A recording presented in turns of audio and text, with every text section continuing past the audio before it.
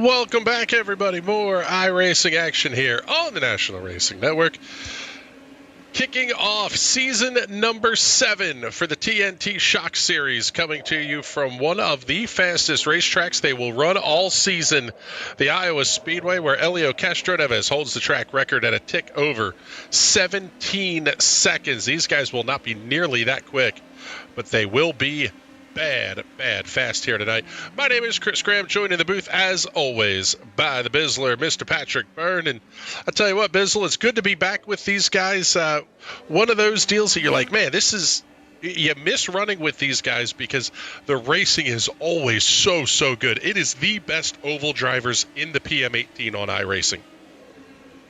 Yeah, this is pretty much all of the core guys in the PM18 community. They come around, get together every Tuesday night, and we run them on some ovals, and they are fantastic. Iowa is always the highlight of every season.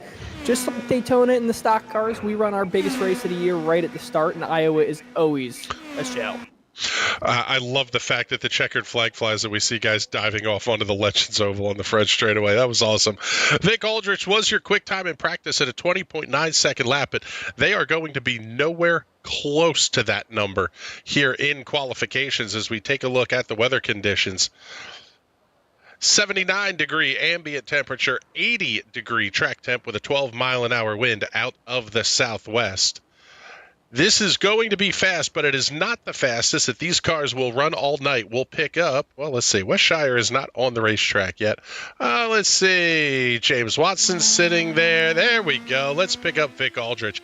He was quick man in qualifying. The Dizzy V Designs, number 98. Team Watson Racing setups also on the side of that car. Solid entry list tonight, too. 20 cars to kick off the season here at Iowa. And quite frankly, I would not be surprised to see them running 6 rows deep, 3 wide, with a couple of cars at the tail end for most of this race. Yeah, that's usually how these races go. The new, track model, it's not a new tire model, new track model out here on the ovals might spice things up a little bit, but I'm excited to see what these guys do with it. I think we're going to see them fan out a little more. I think we're going to see a little more tire conservation, almost like a Daytona plate race from the mid-90s. Not so much the kind of pack racing that we've seen in recent seasons in the PM18s. Yeah, I think that's a fairly accurate description of what we're going to see is Vic Aldrich heading down towards the apron to complete lap number 1, and he will go second quick. With a lap time of 21.174, Brian Labarge finishing his qualification run. And again, this is 2-lap average qualifying, James Watson. Don't forget that. He's on the speedway right now. James, do the second lap.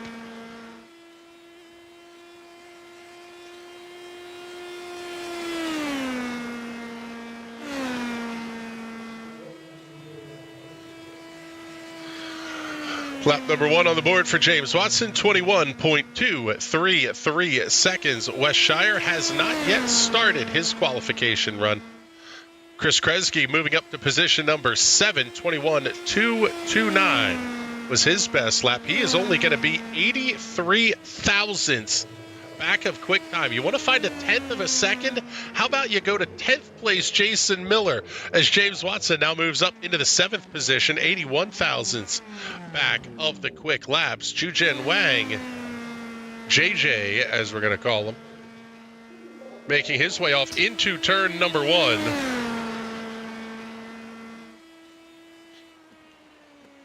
He has finished his qualification run, but one of the laps does not score. And now Westshire finally pulling out onto the racetrack with 2 minutes remaining in the qualification session. And man, it is tight at the front of this field. Good Lord. I am seeing 3 cars with nearly identical 2-lap averages.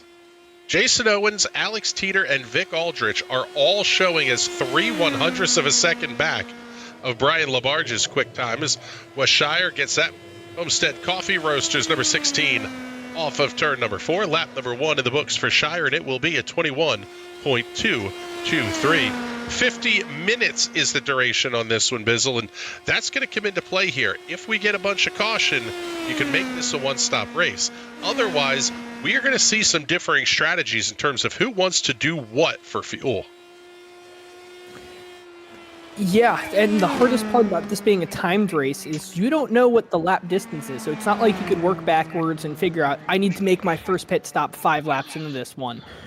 Cautions are going to play a factor. That time limit plays a factor. You know it's 50 minutes, but if you get separated from the pack, your lap 6 might end up being someone else's lap 8. So it definitely varies on what you're doing. Yeah, the strategy will come into play. We will talk to America's Worst Crew Chief at least a couple of times here this evening, as we are down to 30 seconds remaining in qualifications. Jujin Wang and Nagisa Yoshikawa are the only 2 drivers who had issues during their qualification runs.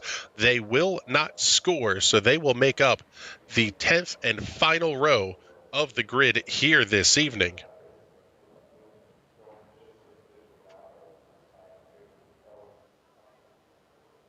So time has now expired on the qualification session, and we will get ready to roll off our drivers for tonight's 50-minute feature event.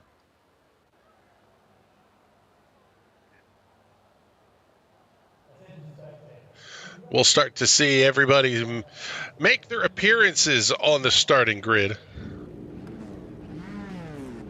Field's going to get lined up here on the pit lane inside of turns number 1 and 2. While they do that, well, let's first refresh the paint schemes, make sure they're going to show up right for you here. We will show you tonight's starting grid. Bizzle, what did you think of the sprint car show that we had on a little bit earlier from Slinger Speedway? That was absolutely wild. I would love to see him go for 500 laps around there.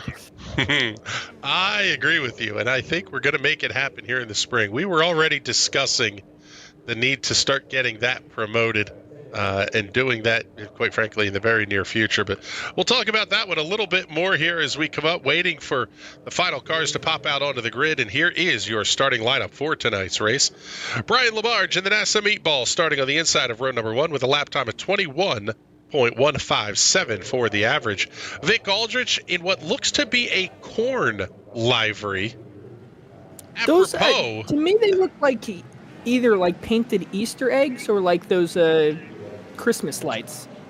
It could be. We'll have to ask Vic at some point. But the Dizzy V Designs number 98 will occupy row number 1, the outside of row number 1 here this evening. Row number 2 will have West Shire line in the Homestead Coffee Roasters, Tales from Rukon Schaefer Oil number 16, alongside of Jason Owens in the number 87. Row number 3, Alex Teeter in the Spratty at number 17, alongside of AJ Camargo in the Team Watson Racing Setups number 59. Row number 4, Andrew Berry lining up inside of the Team Watson Racing Setups National Racing Network ZAS Designs number 39 of James Watson. Chris Kresge in the RIL number 3 777s, 37s, whatever the hell you want to say it. The 777 inside of row 5 to his outside will be the Team Watson Racing Setups number 48 of Ben Carswell. Row number 6, the TNT Shock 256 assignment fell alongside the PPG Shell V-Power number 3 of Jason Miller. Row number 7, Sam Karasala in the Air Alaska number 12, alongside of Peter Donchak in the National Racing Network number 13. Stephen C. Thompson and Carl Giangrande on row number 8 in the Hesketh liveried number 96. That car is fantastic. Adin Alvecchione inside of Dave Sparks on row number 9. And row 10 will be Nagisa Yoshikawa and JJ Wang. Field making their way off of turn number 4. We haven't done one of these in a little while. What the hell? Y'all at home, they're getting ready to go green. You go ahead and crank it up.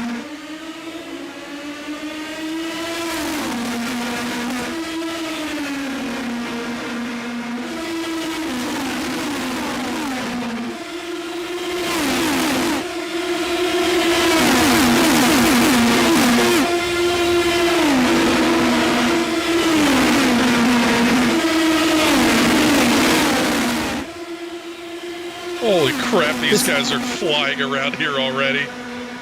This is always the scariest part of any of these races, is these restarts where you're all bunched up, all packed together. But the thing is, I don't think they're going to break apart too much. We see a little bit tamer than we have in previous seasons, but this still looks like we're going to get some crazy wild pack racing.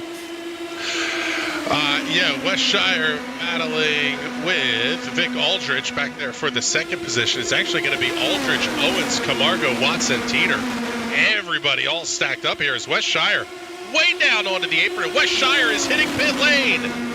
Trouble for the defending champion of the series on lap number 2. Oh, did he forget to change the setup?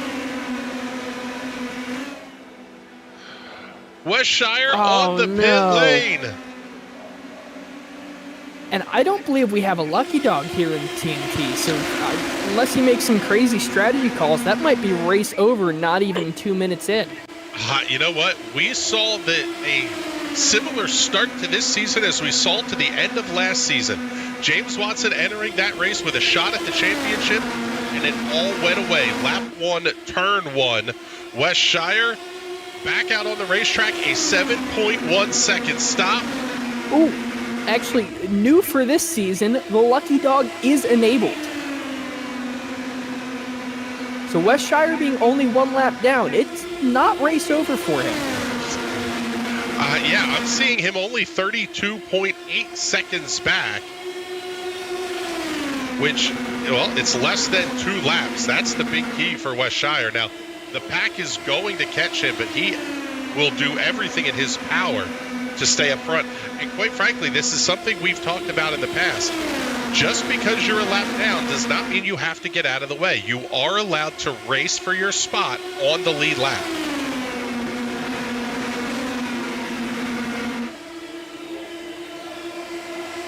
Yeah, you don't have to, especially in oval racing in general, you don't normally have to adhere to the blue flag unless it's like 5-6 laps to go, and at that point let the leaders go and race. But yeah, at any point before that, feel free to try and keep your spot in the lead lap. Yeah, and it actually looks like Shire is kind of caught up right in the middle at the very tail end of this lead pack. That's about the best he could have hoped for. Well, maybe not. All by his lonesome, exiting turn number 4 as your race leaders are now entering turn number 3. So he's a lap and a half now.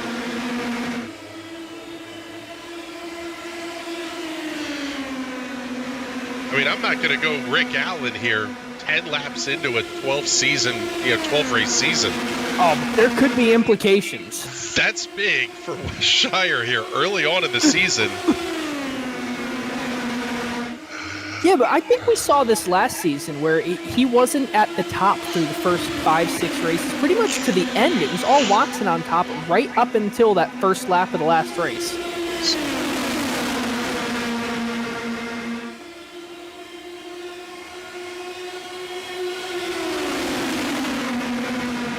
Who is that underneath James Watson? Is that an old Domino's scheme from like early 90s champ car?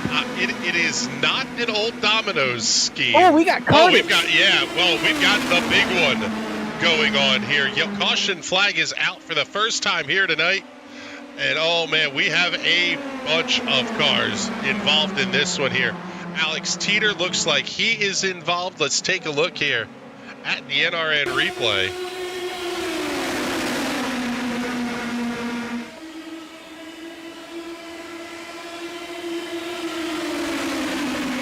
Oh, a little bit of a touch with Nagisa Yoshikawa. Simon Fell getting involved in that one. Also, Peter Donchak. Oh, and a huge hit. Dave Sparks. Arca breaks it into turn 1. Not the worst call by Dave, by the way. Yeah, Nagisa almost looked like he got away scot-free just to spin, and I don't believe he has a right front on that car anymore. Yeah, let's take a look here. Nagisa Yoshikawa's on pit lane. Dave Sparks, Alex Teeter, Simon Fell, Peter Donchak are on pit lane. Several of the front-running cars are going to come in and top off the fuel here with 44 minutes and 45 seconds remaining. Jason Owens on pit lane. Andrew Berry is on pit lane. The big winner, though, is going to be Wes Shire. Now that we have that lucky dog, he's going to get that lap back. He's going to be right back in the fight, and I imagine give it 3-4 laps, he'll be right back on top. Let's go on board here with Dave Sparks for this incident.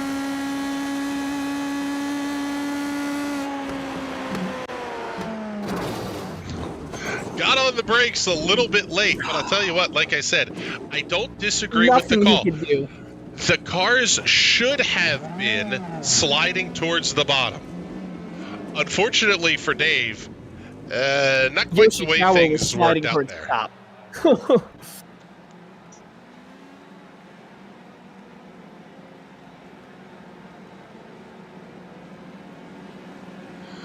Yeah, Wes Shire back in the lead lap. So let's see. Cars involved in the incident officially from race control: Alex Teeter, Nagisa Yoshikawa, Peter Donchak, Simon Fell, and Dave Sparks. Those 5 cars are all on pit lane.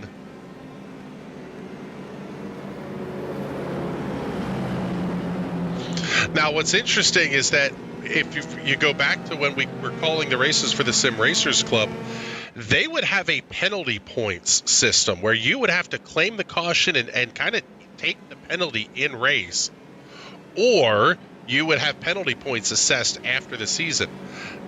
That one was kind of interesting in that you couldn't make a ton of mistakes in the early races because it always felt like you were carrying that weight of penalty points around on you. Not something we have here in the TNT Shock series, but we used to. I don't know if you remember, like, I believe it was the first 2 seasons of TNT Shock, way back at the end of 2020. They did have a penalty point system that was very similar. It wasn't identical to Sim Racers Club, but it was similar in nature. Yeah, and that's something that now we have Em McCullen handling race control, and she's going to make that call of, hey, that was dumb. You may get a penalty that says, hey, you're going to sit down for a week or 2. I don't necessarily, you would think you would see that for something like that early, but you don't want to start building that reputation over the course of the season. Yeah, especially if you get a bad incident here, bad incident there. Maybe one of them was your fault, maybe one of them wasn't, whatever. But you end up 3-4 races later, and now you're sitting a race out because of another silly incident. So you definitely don't want to get yourself into that situation early with a penalty point system. And with growing car counts here in TNT, I'm not sure I'm against bringing it back. It's a great point. You hate to see these things happen early. I mean, we're not even 10 minutes in to this first race of the season, and it at least stops you. It makes you reconsider I'm going to go for that crazy move early in the race. You do that with 3 or 4 minutes left, you're trying to improve a position and there's not much time left. But this early in the race, I don't know. I think it's a little bit early to be playing that game. So the lights are out on the iRacing safety car. We are going to get ready to go back to green flag racing with Brian Labarge at the head of the field. Vic Aldrich will run second. AJ Camargo, Chris Kresge, and James Watson, the top 5. Fastest car on the racetrack right now, JJ Wang, running in the 7th position. He has the best 15-lap average of all the cars that are out here right now, and the best 5 and 10-lap averages as well. As it stands right now, Wes Shire making a very late pit stop as he got back onto the lead lap. He will catch the tail of the field at full speed. Green flag goes in the air. We are back underway here at the Iowa Speedway. Lap number 18 going up on the scoreboard. And Labarge absolutely checks out on the restart. It's not going to last, though. Especially if this line just kind of stays-ish formed up. It doesn't even have to be totally formed up. They're going to run him down pretty quickly. Yeah, I mean, you're a sitting duck when you get that far out, and the field is going to absolutely freight train you when they catch you. Pick up James Watson here battling with Chris Kresge.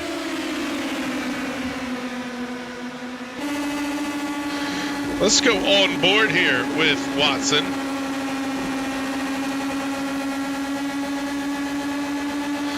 Kresge comes around cleanly. You see your top four.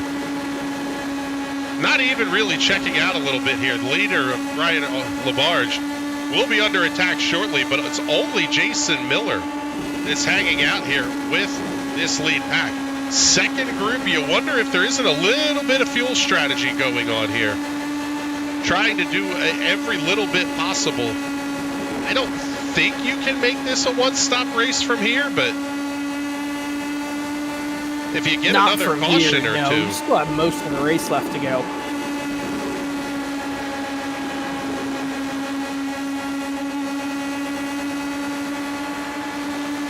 Are you sure that's not a throwback to the old Domino cars? That's Kresge's car. They are all about vintage IndyCar stuff over there in the RIL. Yes, they are. I don't think it is a true throwback. It is chromed up. But if I remember the Domino's pizza schemes correctly, they were kind of... they were two-tone just like that with the white stripe in between. I thought it was a little bit more white in the middle. I could be wrong. Who drove that car? Was that Unser's car? No, initially, yeah, it was Little Al. And then Ari Leyendyk took it to Victory Lane in the Indianapolis 500 in 1990. Pick up this second pack of cars led by J.J. Wang, Sam Carasala, Stephen C. Thompson, and Wes Shire all battling here in this group. But they have fallen about 3 seconds back of the race leaders. So two distinct packs now working around.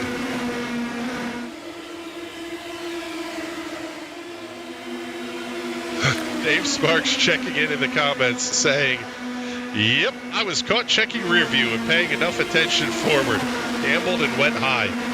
Yeah, that's exactly it. You think the cars should be sliding out of the way. And unfortunately for Dave in this one, he still had Nagisa Yoshikawa just sitting right smack in front of him. That's one of those you're damned if you do, damned if you don't. Yeah, that's exactly right. If you, short of just locking the brakes up and, trying to come to a stop, there's really not much you're going to do there. As Wes Shire inside of Wang off of turn number 4. He'll get the pass completed. Sam Carasala down there as well. Sam with several good finishes in our USF Pro broadcast SOF races on Thursday night over the last season and a half or so. Sam Carasala, too. This is the only oval racing he does. He's a road course guy day in, day out, and last season struggled a little bit on the ovals in TNT, but he looks to be doing pretty good right now. He seems to be staying right in front of Wes Shire, who is one of the best, if not the best, on the ovals here in these cars. Yeah, he is, like we say, among the best at these cars. Multi-time Shock Series champion. And in fact, the best winning percentage, at least amongst guys with more than just a handful of starts.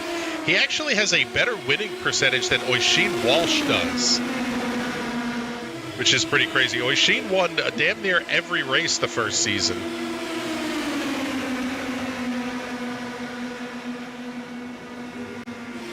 I would love to see him back for an appearance or two. I know he said he was going abroad for school, but if he stops home on vacation, he's more than welcome to come back and join these races if he's at home watching. That's exactly right. Jason Owens having the peak inside of Carasala. He'll get that position picked up. J.J. Wang thought about making the move on Shire. This is a look at the second pack. We'll take a peek up at the front of the field here as well as they're making their way into turn number 3. Single filed out, behaving themselves. Where things get interesting, Wes Shire and Jason Owens both stop under that last caution. They have a full tank of fuel. Even if you have to make another pit stop, which obviously they will have to do, it's going to be a shorter stop than everybody else has to make. If you do it under caution, that's going to benefit you. If you can do it under green flag conditions and get on and off a pit lane quickly, that's going to be huge because the drivers have to enter pit lane right about here at the entrance to turn number 3. trying to carry speed on the flat part of the oval is crazy. And then you almost have to do like a Scandinavian flick and get the car sliding sideways to maximize your entry speed on the pit lane. Yeah, this track pitting is so difficult. I find the exit to be the most difficult part because the car just wants to push up to that yellow line, but you have to hit it on the backstretch.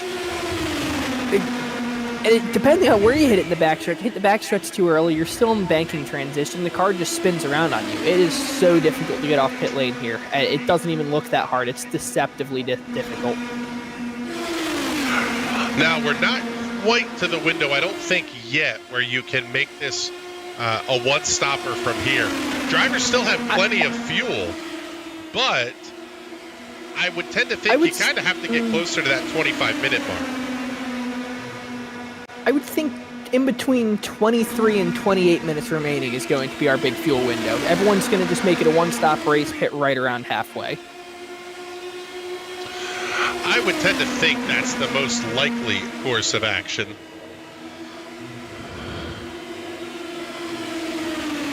Although we are seeing Wes Shire allowing himself to fall back into the draft a little bit here. You go fast, just as fast as the guys ahead of you, but use a lot less fuel doing it because you only have to sit at about half throttle in these cars. That's really a key for these guys. Yeah, Brian Labarge, I think, is going to be the first car you see pit. And that's a whole lot of air to be pushing around and trying to push through. It's so much more fuel you're burning than everyone else. Let's go on board here with Carl Giangrande. He's now at the head of this line. Oh, a little too far there. Sam Carasala looking outside Andrew Berry, Wes Shire. Jason Owens falling to the back of this pack as well. Love the Hesketh Racing colors on Giangrande's car, by the way.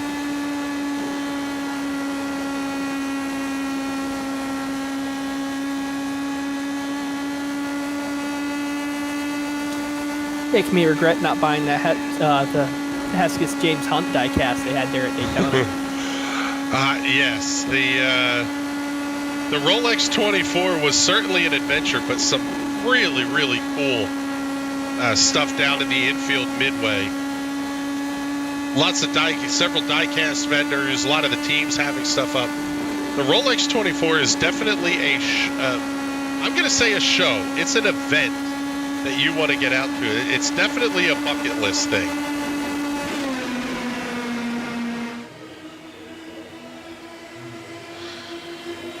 So Carasala and Shire both going to come around Giangrande with 31:25 remaining on the clock. The leaders are all staying single file and quite frankly behaving themselves. So we'll follow the battle back here.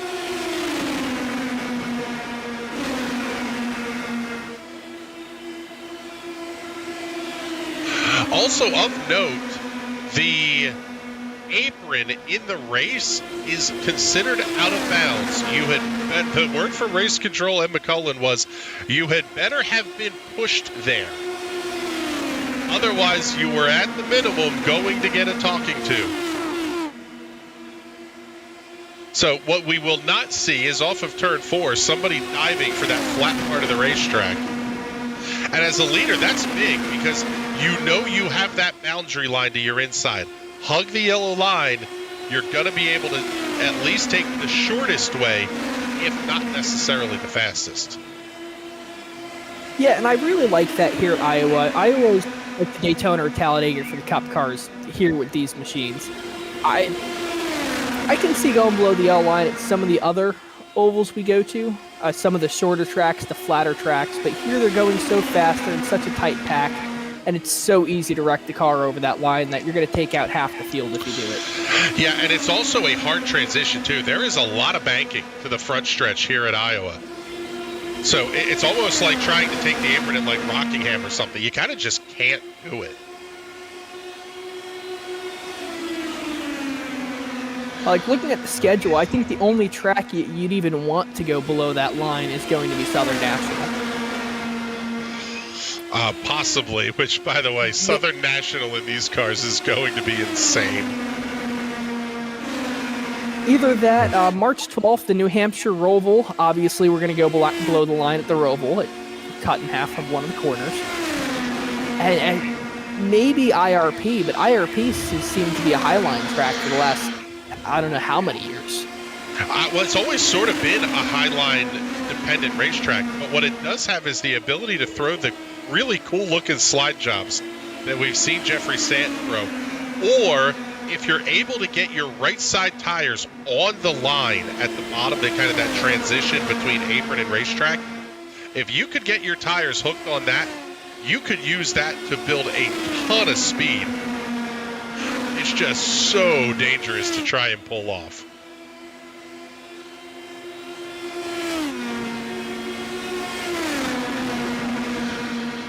Possibly some trouble here for Ben Carswell.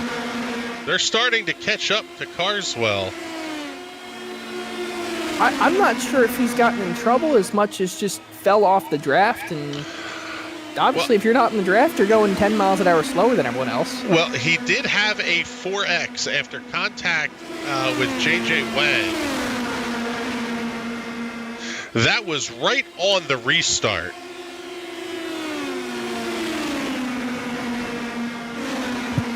So possibly a little bit of damage to Ben Carswell's machine. He's trying to limp that thing around. But again, with the lucky dog, nobody else is close to going a lap down at this point. So wait it out, make your pit stop, and then, oh yeah, you can see actually the front wing of Carswell's car is all sorts of jacked up.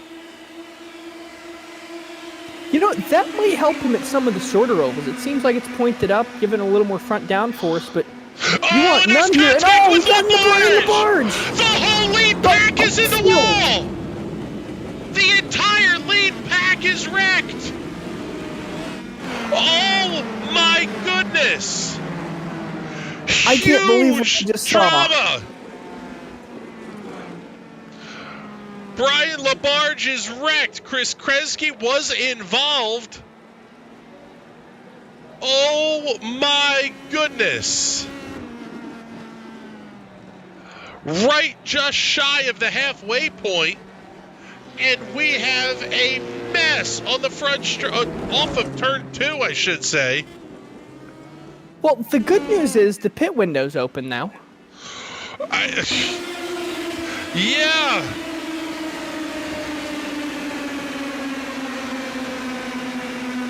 Take a look. Brian LaBarge trying to go outside of Ben Carswell into turn number 1. Just Carswell's car didn't turn. Brian obviously came down, but he was against the outside wall. He's trying to meet the apex of the corner, and he still stayed above those dotted white lines. Ben had a whole lane at the bottom. I just can't see any way to not pin this entirely on Ben. I get wanting to keep your position on the lead lap, but yeah, you can't take out the top 6.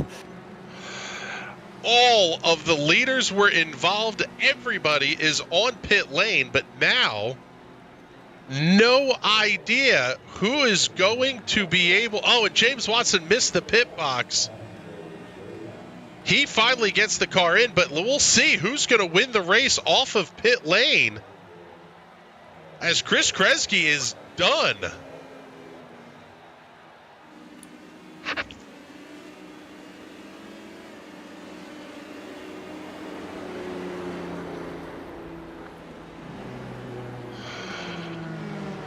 Wow. And Wes Shire, who we think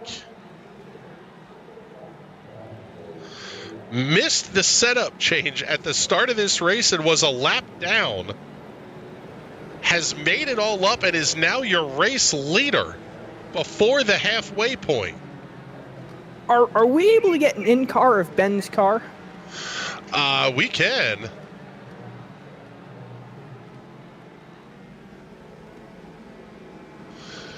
Let's take a look here.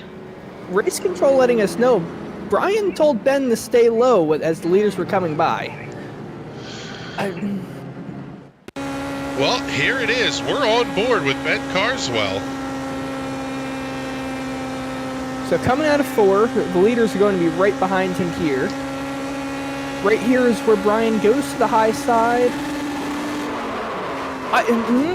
See, I want to take the blame away from Ben here now. I mean, he held his line. He stayed low. It looks like Brian got into him well before the corner even started. Yeah, actually, let's... On board from Brian's car? We can. Let's take a look. And actually, we're going to slow this down a little bit, too, here. On board with Brian LaBarge. Maybe Brian thought he was going to clear Ben before the entry of the corner? I mean, slow it down. Yeah. Yeah. He comes all the way into the lane. And at that point, it's just a mess. I retract all the blame off of Ben there. I mean, on the initial look, it looked bad, but unfortunately just, I guess Brian anticipating to be clear of Ben before the corner? I guess. And, oh, man. Talking about changing the complexion of a race here. Involved in that incident, per race control, Vic Aldrich, Brian LaBarge, Ben Carswell, Chris Kresge, James Watson, Nieje Camargo, and Jason Miller. All involved. That's going to leave us with 9 cars on the lead lap. James Watson is still on pit lane. Chris Kresge is still on pit lane. And quite frankly, a lot of guys have left the voice chat as well. I would imagine some pretty frustrated drivers down there on pit lane. Yeah, I look at some of the text chat that's going on, and you could just, in the words they are typing on the screen, I can hear the frustration in the text.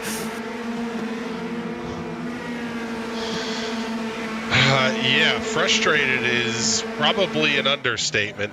But now, as we get ready to go back to green flag racing, Wes Shire, J.J. Wang, Andrew Barry, Sam Carasala, and Stephen C. Thompson, your top 5. Jason Miller, 6. Carl Giangrande, 7. Jason Owens, 8. And Aiden Alvecchio in the 9th position. Those 9 cars are on the lead lap. And outside of Simon Bell, that's what we got left. We're down to 10 cars and what is going to amount to a 21.5-minute sprint to the finish of this one. Because like you said, Bizzle, everybody is now good on fuel. Yep, 20 minutes, hold it wide open and see what you can do. And with fewer cars on the racetrack, the draft is not going to be as heavy. For guys like Jason Miller and Jason Owens running back in 5th and 6th, they cannot let Wes Shire get checked out here.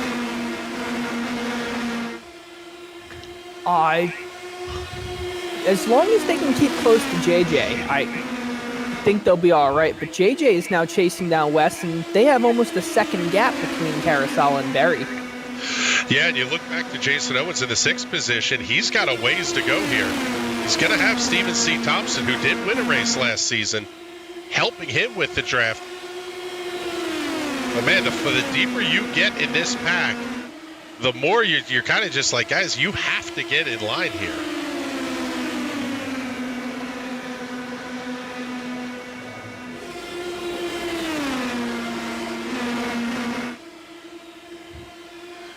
Miller sliding up in front of Carasala for the 3rd position as J.J. Wang going to work on Wes Shire for the lead off of turn number 4.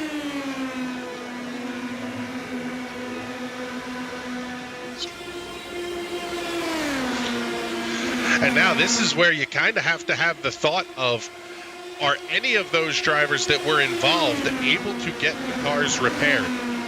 Especially, I don't know that Brian LaBarge is repairable, but maybe Vic Aldrich.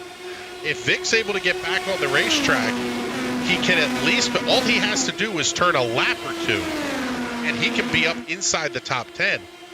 That becomes big. We talked about championship implications here early on. That's a big one.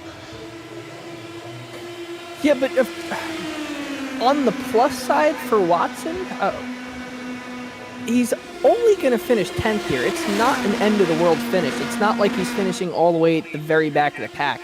He's still halfway through this field. Yeah. It's not as bad as it could possibly be. That was, and we'll take a look at it again in a little bit here perhaps, but that wreck was just odd.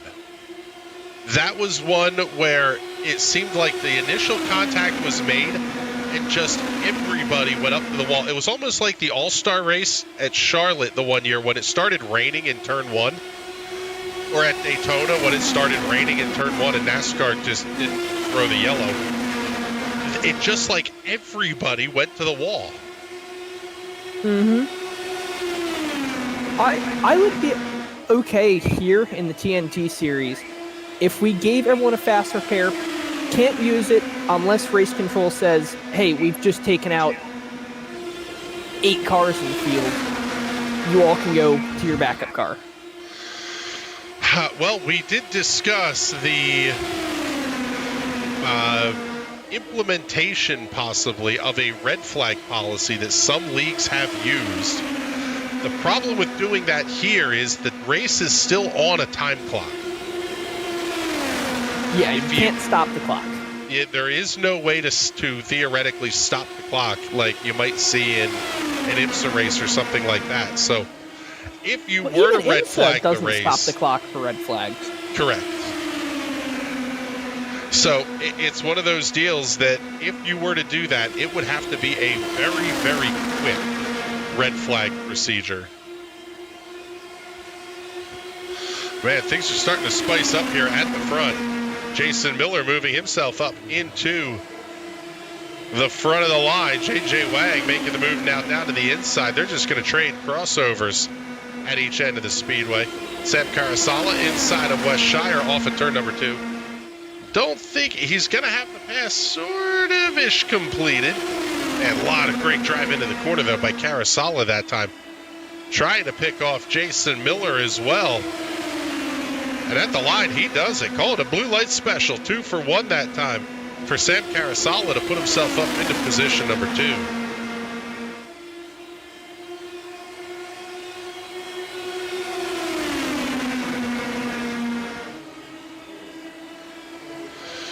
And remember, guys, there's only 9 of you on the lead lap right now and still 16 and a half minutes to go. We don't need to wad up any race cars in out. I think we had a race like this last season, too, where we ended up with like 4 or 5 cars on the lead lap because it was just cars wrecking each other kind of needlessly early on. Yeah, I can't remember what race that was, but it was one of the shorter tracks too. Not usually one of the caution-filled pack races like we see here. I can see something like that happening here at Iowa, but last season it was somewhere that it was unnecessary how much they were wrecking, how many cars they took out. Yeah, and of note, Simon Fell has passed the cars that were involved in that big accident at the front. So Simon Fell now in position number 10. Vic Aldrich also back on the racetrack, so he will gain a couple of positions. Now you're talking about James Watson falling back to the 12th position. I don't remember if there's a drop week for these cars, but a lot of them may have to use it here early on week 1.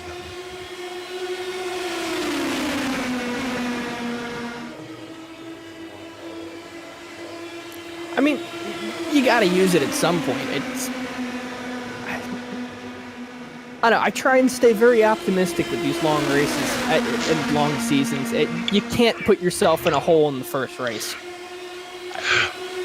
That's exactly it. I mean, it is a mental long game. As much as we talked about this being a 20-minute sprint to the finish, at the same time, you still have to deal with this is a long season. There's a long way to go. Don't let yourself get knocked out here on week number 1. At least mentally knocking yourself out on week 1. Yeah, and it's very easy to do, and it's very easy just to get wrecked out here in week 1 and just drop out for the rest of the season and leave. The list of drivers who are out in this race, I don't think any of them are going to do that, but we saw that early on last season. A couple guys got wrecked out in the first race, either at no fault of their own or at their fault, and haven't seen them since. It's very easy to just give up. Yeah, well, there's no quit in these guys at the front right now. Jason Miller pushing back through to the lead of the race. I can use words. Haven't even been drinking tonight. Shire now inside of Miller. Miller does all the work, and Wes Shire may get credit for the lap led. Little soft slide job there through 3 and 4 that time by Shire. Miller back to the lead through 1 and 2.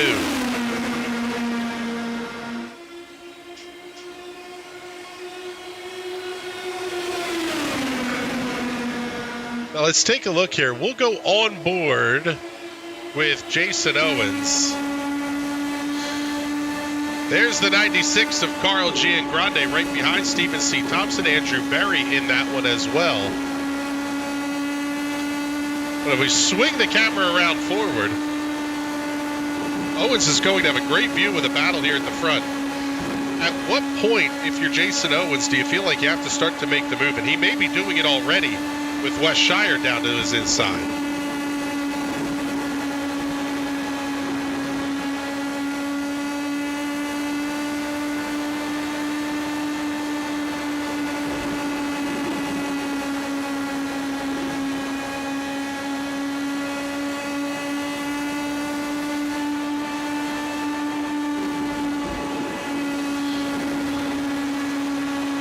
Only 12 and a half minutes remaining, and these guys are getting really dicey up here.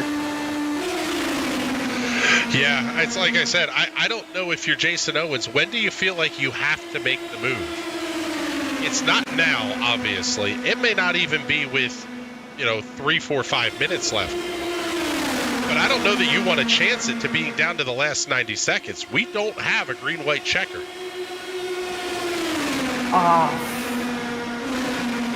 I would keep yourself close enough to strike, and with 5 minutes remaining, we have those clicky yellows. So I'd say you would even hold off until we're getting to that point of no return at like 2 minutes remaining, that we're not going to go back to green. That would be when I start making moves towards the absolute lead. Oh, that was tight at the entry to 3 that time for Miller and Wang.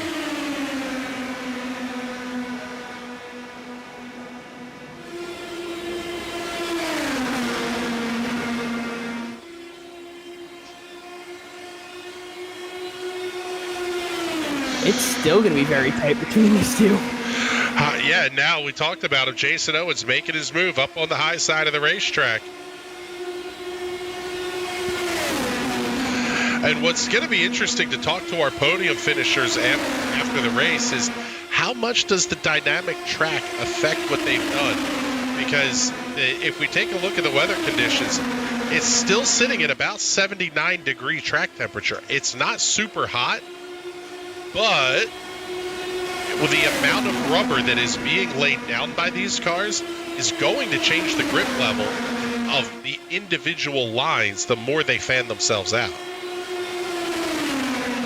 Yeah, I mean, what's really cool about this new oval track model is different lanes heat up. You'll actually start heating that rubber up on the lane. So the more you run the top, it'll come in and then it'll fade out. Same thing with the bottom. It'll come in and fade out. Right now, it looks like that middle line where Karasala is the premier line to be around here.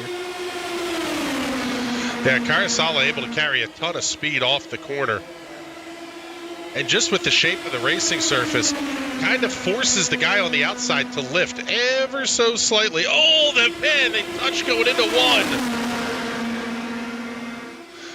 And I guess with 10 minutes left, they've decided now is go time.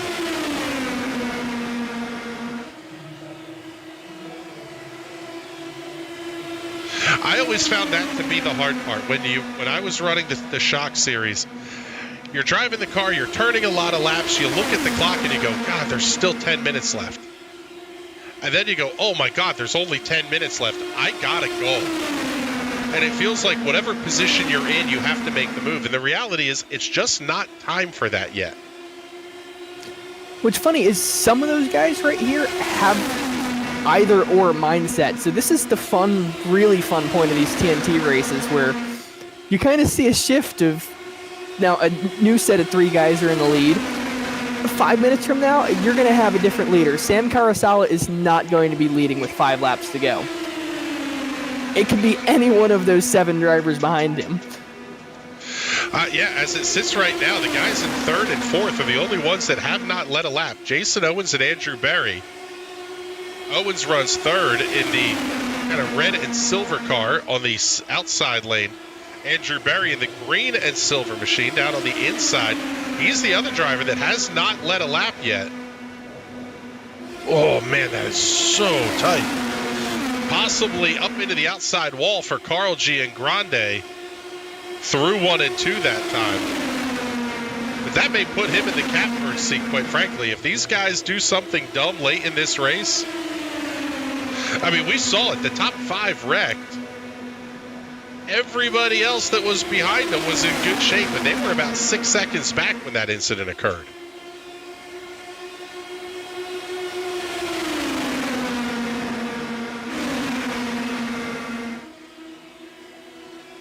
Oh, man, Berry and Owens getting very dicey in that battle for 3rd. Yeah, they're about getting handsy back there with each other. Not sure if it was left side loving or right side romance, but the two definitely made contact exiting turn 4 last time by. And this dicing is helping your 2 race leaders open the gap up a little bit. It's up to 1/4 of a second. With 7.5 minutes remaining, about 22 laps to go, barring any caution flags. And that machine of Giangrande, if he didn't hit the wall, that car is no worse for wear, back up into position number 6. Coming up after this race, it's not broadcast, but if you want to drive with some of these guys, the TNT Fastmasters Series will be doing Pro 2 Light Jumpy Trucks at Limaland, I think it is. Limaland? Whatever, the track that UNOH... Yeah, the track that UNOH owns out there in Ohio. A dirt oval in Jumpy Trucks. That will be coming up after every TNT Shock Series race this season. No, that one is a little just short season. So we're going to run that tonight and then the following 4 weeks of different ovals, all of them free except for Bristol and Kern. Kern you should already own if you like these cars because you have the pavement version. And Bristol just about everyone on the service owns anyway, and it comes with the pavement version for that one as well. And the Pro 2 Light is free, so it's almost a completely free series to run. I'm looking forward to that one.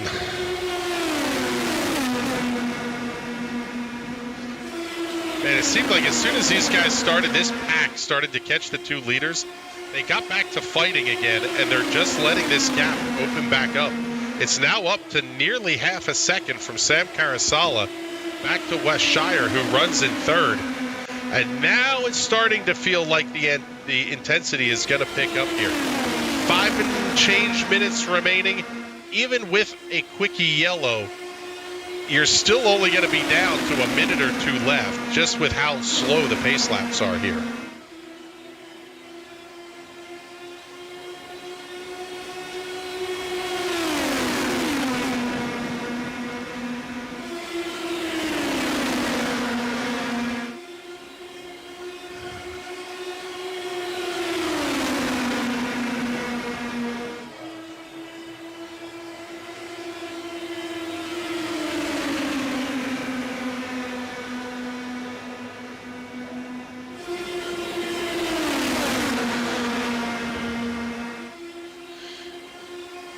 And there is the word from race control. Quick yellow procedure in effect as we are now inside of 5 minutes remaining here. Just about to say, bad call by the worst crew chief in America. Carasala is still leading. I reverse commentator cursed him. You know what? I don't think he's going to win this race either. He might not. JJ Wang trying to get the move done on the outside. Stalls out there in the fresh air, though. Yeah, it's almost like sure he's going to do it alone. If you're going to make that move on the outside work, you're going to have some help. Oh, man. Carl Giangrande and Andrew Berry almost making big contact in turn number 1 that time.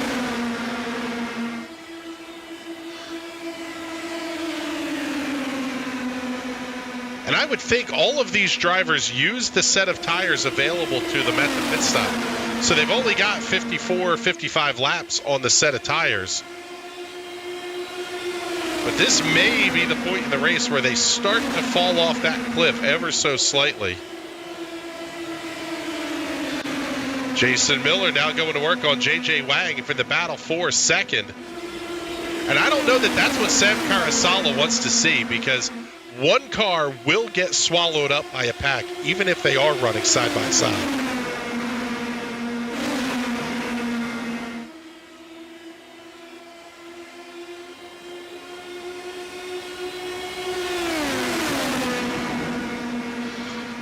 Yeah, I think Carasala's getting out too far of a lead now. He's all by himself out there, and I just don't see a scenario where he doesn't get freight trained for the lead. Well, we'll see. This pack may have to form up and play nice here, at least for a minute or so, until they can get caught back up. Stephen C. Thompson trying to get to the bottom of the racetrack. There's just no hole open there. Shire now inside of JJ Wang down the backstretch. It's Jason Miller running second, Jason Owens third. And then that side-by-side fight with Wang, Shire, and now Stephen C. Thompson going to be in the middle of that one as well.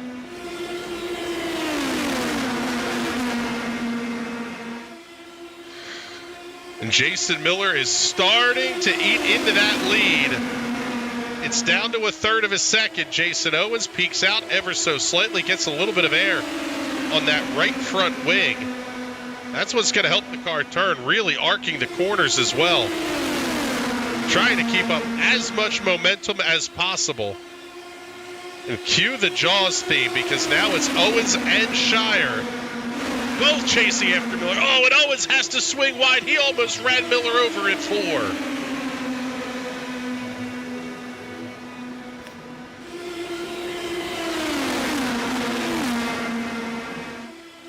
And Bizzle, we are past that point of no return. A minute 45 left.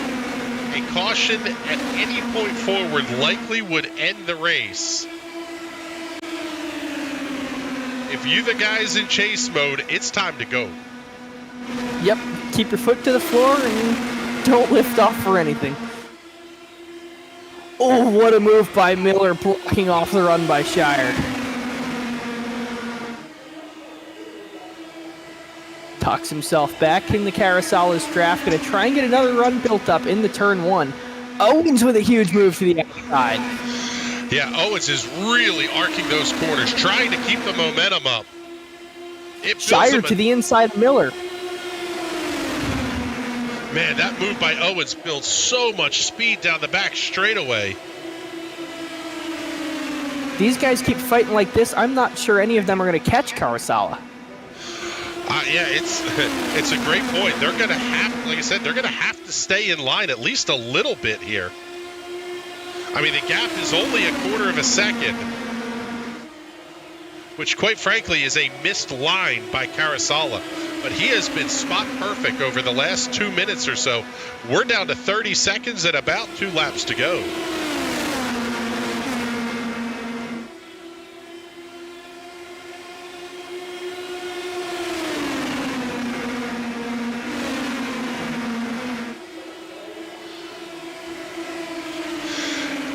Seconds remaining. White flag is out. 1 lap to go here at the Iowa Speedway. Sam Carasala leads the field off of turn number 2. Shire going to be side by side with Miller. 3 wide in the 3. I say Owens looks for the lead, looks for second and third off of 3. They're going to drag race to the line. Sam Carasala gets the win. Wes Shire comes home second, barely nipping Jason Miller. Oh, and the race leaders yard sailed into turn 1.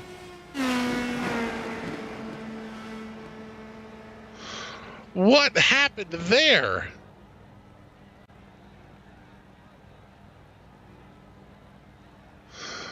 Let's take a look at this one on the NRN replay. See what happened to Sam Carasala after the checkered flag.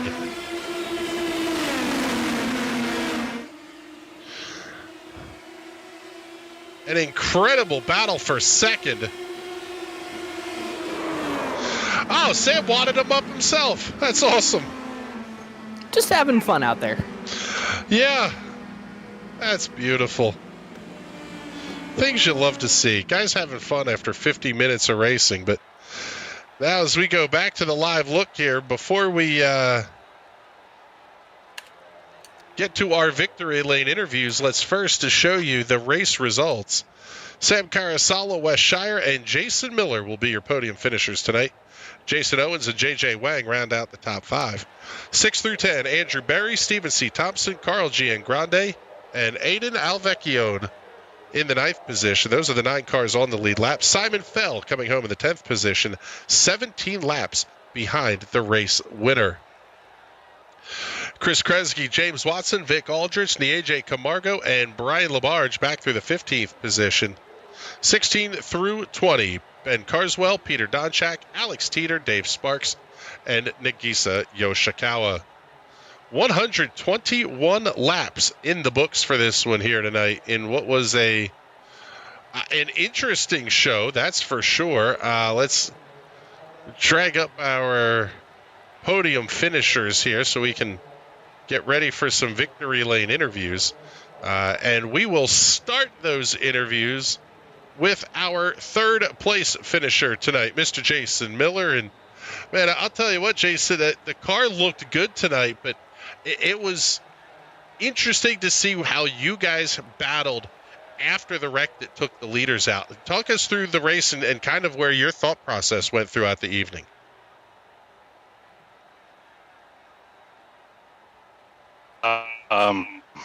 Honestly, I saw that happening in front of me. I heard that lap traffic was going to stay low, and I thought we were all going to go around high, and it was 6 back, so I'm not quite sure what happened, but it was a mess, and I got on the brakes as hard as I could without spinning out, and thankfully only got a little wing damage out of it, so I think I was 6th at the time and came out of the pits in 6th yet, so that was strange. Yeah, and it ultimately one of those that turned into a podium finish for you, and quite frankly, a great start to the season here. A lot of momentum as we carry ahead here over the next, 12 weeks or so. Yeah, I think it's the first time I've actually had any luck at Iowa. I've always ran well, but I'm always caught up in one of the odd accidents. So, I guess the same thing went through my mind tonight when that happened right in front of me. Like, this is typical Iowa, and it's always the first race, so you always get off on the wrong foot. But yeah, it ended up well. Yes, it did. Congratulations on the podium finish here tonight. And before we let you go, make sure you do any of those sponsor plugs or shout-outs that you want to get in here. Yeah, thanks to you and Bizzle for putting on a great broadcast. Definitely going to be going back to watch that one. And thanks to everyone that participates in the series. It's the most fun that I've ever had in a race car. All right, buddy. Well, thank you much. We appreciate you coming to hang out in the booth with us here for a moment or two. And now we'll move on to our runner-up finisher tonight. Let's see. There we go. Find the car here. And we'll bring up our runner-up finisher, Mr. Wes Shire. And, man, I'll tell you what, Wes, this was a race that I have to ask at the start, did you forget to change the setup? I sure did. I pulled a Jason Owens, and I started with a whole 2 liters of fuel. Yes. Ultimately, that may have been what saved you from the incident that we had up at the front of the field. What goes through your head when you see that happen? Because not only is it the caution you needed, but it's also basically almost everybody in the race that was super quick, too.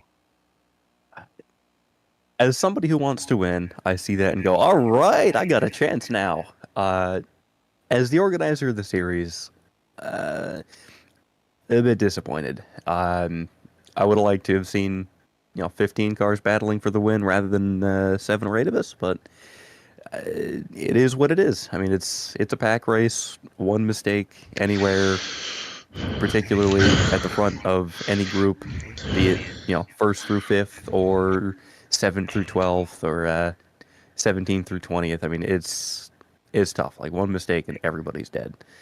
But yeah, unfortunate, but I'll take it. It helps the championship. But yeah, we'll see what happens. Yeah, and it's funny that you say that as the series organizer, because we kind of want the same thing you do. We want that storyline of 15 cars with their hair on fire with one to go. Does it change how you have to drive that second half of the race, basically, knowing that it's not 15 cars, the pack's not going to catch leaders as quickly as they did, and ultimately we saw that bear out? A bit, yeah. I knew once I was on the alternate fuel strategy, shall we say, that if we got a caution at the right time, I was going to come out probably in the lead, because I was significantly better on fuel at that point. Ultimately, that's exactly what happened, and from then on, knowing that I'm on a qualifying set with unknown consequences of that on the long run, it was just all about manage your tires, cruise until about 3 to 5 minutes to go, and then really start getting after it. So most of that second half of the race for me was just sitting back, chilling, and waiting to see how things played out. Well, we are just getting to see the finish here with you guys 3 wide over the line. Incredible run tonight for you, Wes. Congratulations on the comeback drive and the second place finish. Before we let you go, do all those sponsor plugs and shout outs for us here too. Yep.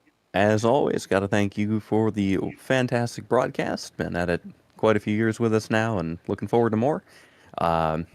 Big shout out to everybody at TNT just making this happen. It takes a lot of work from all of us, and much appreciated that we can get to go do this and have a lot of fun on a Tuesday night. And, of course, big shout-out to Homestead Coffee, keeping me awake and alert enough to manage a qualifying set for 50-odd minutes here. And on a bit more of a personal note, racing with a little bit of a heavy heart tonight, we lost a childhood pet of mine yesterday, so bit sad, but yeah, she was a good cat, and I guess this second place will be for her. All right, buddy. Well, Wes, you have our condolences, and thank you very much. We do appreciate you coming up to hang out in the booth with us here for a minute. And now it's time for us to talk to our race winner. We're going to see this guy absolutely yard sale this thing into turn 1 here in just a moment. But Sam Carasala picking up here, I believe this is your first TNT Shock Series win. Have a couple in the USF Pro SOF broadcast, but I think you're first in the TNT Series, or at least one of the newer guys. Congratulations, man. A fantastic late drive tonight. Thank you. I'm actually really excited. I am very new to oval racing, and wins don't come too often on the oval side for me, so thank you. Yeah, and quite frankly, doing it against some of the best in the PM18 on the ovals. I mean, we talk about the oval ringers during the SOF races. This is where they're coming from. That's got to feel pretty good to beat a stout field like this. It does. I obviously a lot of carnage up ahead, and I think our second caution took out quite a lot of good drivers out there, but I'm just happy I was able to keep my car clean and put myself in the best position I could for the end. Yeah, it was a fantastic drive. And did you think that those guys behind you were going to catch you? Or, I mean, was it all mirror driving over the last handful of minutes there? Towards the end, I sort of figured out at this track with the fresher tires and in the clean air, if I just did my best to stick to the white line and just not give anyone the inside, just shut that door before it even opens, it would be tough to get ahead. I wasn't sure if it was going to be a photo finish 4 or 5 wide kind of finish, but I was feeling pretty good about it for the last 5-6 laps. Well, I tell you what, it was a fantastic drive for you tonight. Like I said, Bizzle said you would not lead the race with 5 minutes left, and then he said you wouldn't win the race either. I think it was like a reverse commentator's curse. But Sam, congratulations on the win, and before we let you go, make sure you do all those sponsor plugs and shout outs for us here too. Seriously, thanks guys for broadcasting and hosting these leagues and getting as much racing in the PM18 as we possibly can. It's great. And yeah, thanks to Team Watson Racing for these setups. All right, buddy. Well, thank you much. We appreciate you coming to check in with us here. And Bizzle, we'll go back to the live look and get ready to get off the air here so we can go to Fastmasters. But I'll tell you what, this was not the race I necessarily expected to see, but it was definitely one of those possible outcomes that we could have a little bit of carnage and maybe either a first-time winner or somebody that we might not expect in victory lane. Yeah, that's the fun of Iowa. It's just like the plate races and the stock cars. I know I keep comparing it to it, but that's exactly what it's just like. Anybody can win this race. It's a test of skill, but it's also a test of luck. We saw that the fastest 6 cars in the field were taken out other than Wes, and Wes got lucky and made it through it and came on, not on top, but he finished in second, which I'd say isn't that bad. Yeah, he had a big back-to-front drive tonight. A little help from the lucky dog, that is for sure, but all in all, a fantastic race out of these guys to start the season. Speaking of Fastmasters, the session has been open for 15 minutes. We already have 20 drivers in here, so if you're interested at all in the race, have an active iRacing subscription. It's free content. Get your butt in here and run this thing. Yeah, I'm looking forward to it. So with that, let's get the heck off the air so we can go have some fun in the jumpy trucks. For Bizzle and everybody else here at the National Racing Network that makes these shows happen, my name is Chris Graham. Thank you so much for coming to hang out with us, and we'll talk to you all soon. Have a great night, everybody.